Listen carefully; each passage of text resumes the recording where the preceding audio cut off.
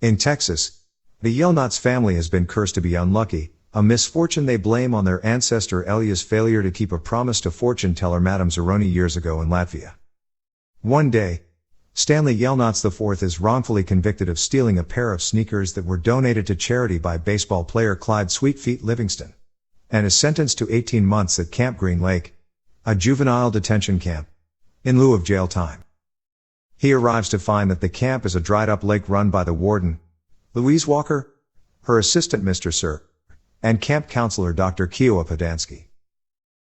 Prisoners who are known by their nicknames, including Zero, Zigzag, Armpit, Squid, X-Ray, and Magnet, spend each day digging holes in the desert.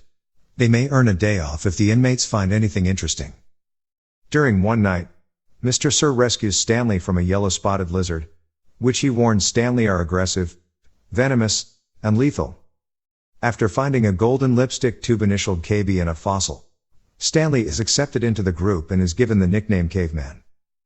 After taking the blame for Magnet's stealing of Mr. Sir's sunflower seeds, Stanley is taken to the warden's house where old wanted posters and newspapers lead him to realize that KB stands for Catherine Kissin Kate Barlow, a school teacher turned outlaw from the past.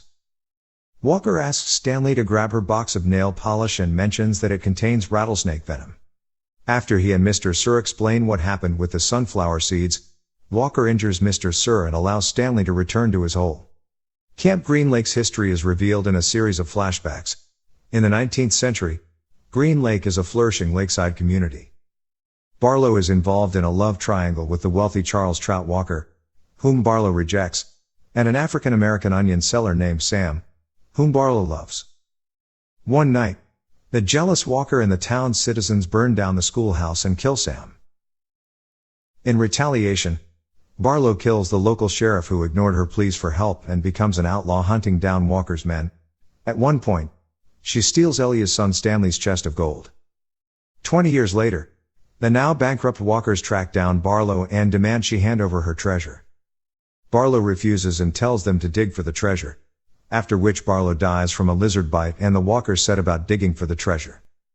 In the present, when Podansky mocks Zero, whose name is actually Hector Zeroni, the latter hits Podansky with a shovel and runs off. After some deliberation, Stanley searches for Hector. The pair have difficulty surviving in the desert without water. Eventually, Stanley carries the now ill Hector up the mountain where they find a wild field of onions and a source of water, helping them regain strength. At the same time, Stanley unknowingly fulfills his ancestor's promise to the fortune teller and breaks the curse.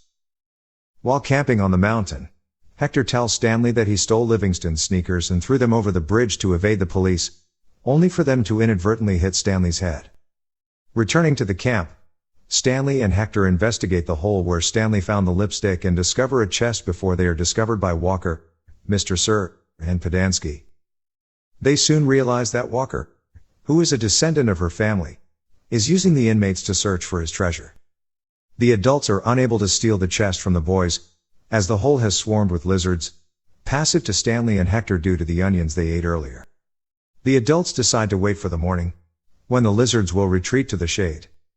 The next morning, the Attorney General and Stanley's lawyer arrive, accompanied by police officers.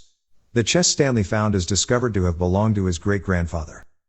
Walker, Mr. Sir, who is revealed to be a paroled criminal named Marion Savio, and Podansky, who is a criminal impersonating a doctor, are arrested. Stanley and Zero are released and it rains in Green Lake for the first time in over 100 years.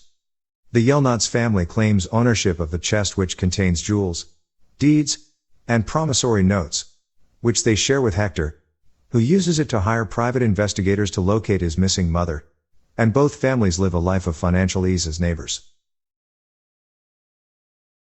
The other boys from Camp Green Lake are released for time served and join Stanley and Hector's families just in time to see a commercial for the new deodorant that Stanley Yelnats III made that Sweetfeet promotes.